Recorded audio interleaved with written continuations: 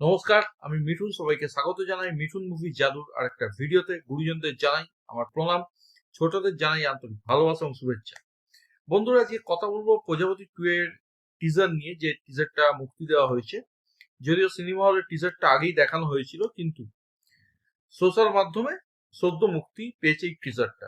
তো কেমন হলো প্রজাপতি 2 এর টিজার? প্রজাপতি 2 যে মুভিটা মুক্তি পেতে চলেছে ডিসেম্বর মাসে, এবং লাকিলি ডিসেম্বর মাসে দেবদার জন্মদিনও বটে। তো দেখো, প্রজাপতি 2 এর টিজারের আগে আমি প্রজাপতি মুভিটার সম্বন্ধে দু চার লাইন বলতে চাই। প্রথমত, প্রজাপতি মুভিটা যে আমার ব্যাপক লেগেছে, হ্যাবক লেগেছে, সেরকম কিন্তু কোনো ব্যাপার নেই। প্রজাপতি মুভিটা আমার one time decent watch movie বলেই মনে হয়েছে। যদিও এই মুভির মধ্যে কয়েকটা এক্সপেক্টার ছিল যেগুলো আমার জন্য ওয়ার্ক করেছে। প্রথমত, এই মুভিতে মিঠুন দা এবং মমতা শঙ্কর দিয়ের কেমিস্ট্রি। আফটার মিগয় এত বছর পর এই জুটিটাকে আমরা বড় স্ক্রিনে দেখছি। এছাড়া দেবদা এবং মিঠুনদার কেমিস্ট্রি।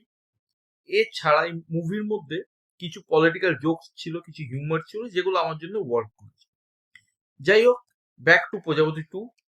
প্রজাপতি 2 ডিরেক্টর একই আছে, সেই একই টিম থেকে আমরা মুভিটা দেখতে পাবো। এবং এখানে কিন্তু স্কেল ওয়াইজ, বাজেট ওয়াইজ অনেক বেশি এনলার্জ করা হয়েছে। লন্ডনের ব্যাকড্রপে মুভিটাকে নিয়ে যাওয়া হয়েছে, এবং আমরা এখানে দেবদাকে দেখতে পাচ্ছি সিঙ্গেল ফাদার হিসেবে। এবার এখানে দেবদার একটা মেয়ে আছে, এবং মেয়ের সঙ্গে দেবদার যে কেমিস্ট্রি, অন স্ক্রিন কেমিস্ট্রি, সেটা যথেষ্ট ভালো। দুজনকে বেশ ভালো লাগছে। দেবদাকেও কিন্তু বেশ সুন্দর লাগছে এইরকম মেকআপে, এইরকম হেয়ার স্টাইলে। দেবদাকে এর আগে আমি অন্তত দেখেছি বলে আমার মনে পড়ছে না। তোমরা যদি কেউ দেখে থাকো, কমেন্ট সেকশন খোলা আছে। এছাড়া মিঠুনদা তো আছে, এবং মিঠুনদার সঙ্গে দেবদার কেমিস্ট্রি তো অ্যাজ ইউজুয়াল জবরদস্ত হবে।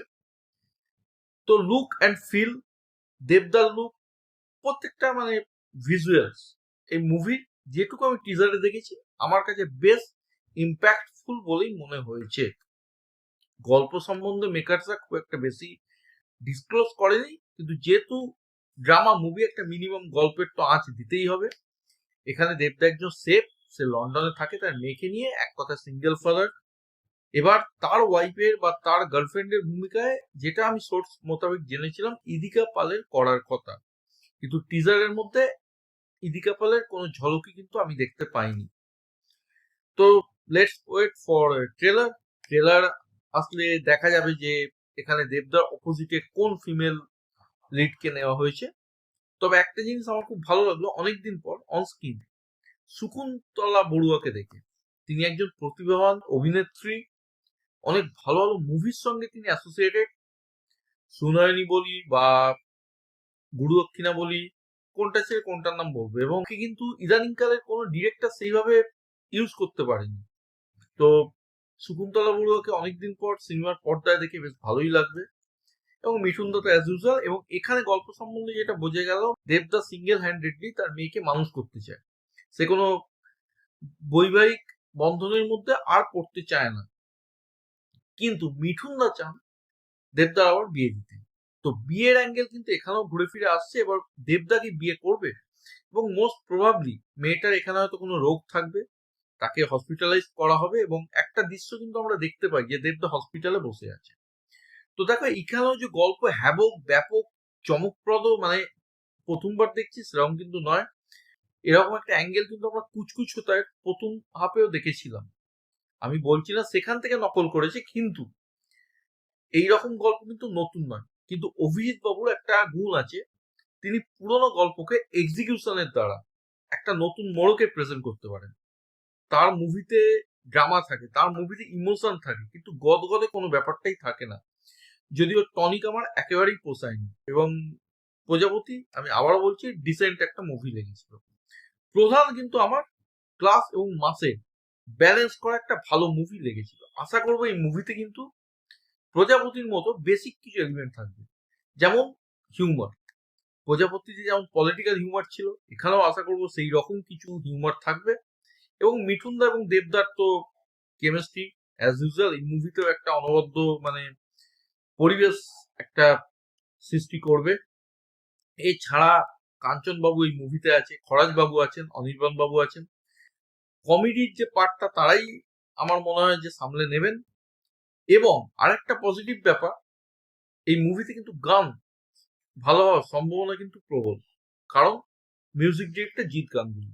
আমি খাদানের ক্ষেত্রেও কিন্তু বলেছিলাম যে জিৎ গাঙ্গুলি প্যারালাল কিন্তু এখনো কেউ হয়নি আমার চোখে। রতিজিৎ চেষ্টা করেছে, খাদানে একটা কিশোরী দিয়েছে, ঠিক আছে, কিন্তু ওভারঅল একটা অ্যালবামের প্রত্যেকটা গানই হিট, প্রত্যেকটা গানই বেশ ক্যাচি। সেই জিনিসটা কিন্তু আমি অন্তত এখনো বাংলা সিনেমার থেকে ইদানিং কালে পাইনি। তো জিৎ গাঙ্গুলি এখানে মিউজিকের দায়িত্বে আছেন। আমি এতে খুশি, একটা টোন কিন্তু শোনা যাচ্ছে, লাভ ইউ পাপা। আশা করবো সেই গানটা কিন্তু বেশ ইম্প্যাক্টফুল হবে, কারণ এইটুকু টোন কিন্তু আমাকে বেশ মানে মনে আমার লেগেছে আর কি, ভালো লেগেছে। রতিজিৎ বিজিএম এর কাজ করেছে, সেটাও বেশ ভালো। তো লুক অ্যান্ড ফিল বলি, দেবদার লুক বলি, দেবদার সঙ্গে সেই বাচ্চা মেয়েটার কেমিস্ট্রি বলি, বাচ্চা মেয়েটার সঙ্গে যে পারফরমেন্সের ব্যাপারগুলো বলি, সেগুলো আমার বেশ ভালো লেগেছে। শকুন্তলা বড়ুয়া ম্যামকে বহুদিন পর অনস্ক্রিন দেখে বেশ ভালো লেগেছে ব্যাপারটা। এছাড়া মিঠুন দত্ত আছেই। তো ওভারঅল একটা কমপ্লিট প্যাকেজ। ডিসেম্বর মাসে শীতের আমেজে একটা ফ্যামিলি নিয়ে যাওয়ার, একসাথে দেখার একটা ফ্যামিলি এন্টারটেনার আমরা কিন্তু প্রজাপতি 2 এর মাধ্যমে পেতে চলেছি। এবং এটাই আশা করব, অতিরিক্ত গদগদে ইমোশনে না ভরিয়ে কিছুটা হাসি, কিছুটা কান্না এর মধ্যেই কিন্তু সীমাবদ্ধ থাকবে, এবং একটা মুভির যে ফিল গুড ফ্যাক্টর সেটা বজায় রাখবে অভিজিৎ বাবু। এটাই বলার ছিল এই টিজারটা নিয়ে। তোমরা যা টিজারটা দেখেছো, তোমাদের কেমন লেগেছে সেটা আমাকে জানাও। তোমাদের কমেন্টস, তোমাদের সাজেশন অলওয়েজ আমার কাছে ইম্পর্টেন্ট। এবং আজকের ভিডিও কেমন লাগলো সেটাও শেয়ার করো। যদি ভিডিও ভালো লাগে লাইক করো, শেয়ার করো। চ্যানেল বা ভিডিও নতুন হলে সাবস্ক্রাইব করো, এবং ফার্দার নোটিফিকেশন জন্য বেল আইকনটা কিন্তু ক্লিক করতে ভুলো না। সকলে ভালো থেকো, সুস্থ থেকো, টেক কেয়ার, বাই বাই।